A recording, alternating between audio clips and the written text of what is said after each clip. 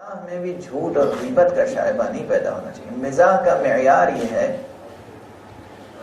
کہ مزاح اس لیے کہ ایسی بات کہی جائے جس سے دوسرے انسان کے دل میں مسرت پیدا ہو جائے. یہ ہے مزاح کی تعریف، اور یہ ایک عبادت ہے.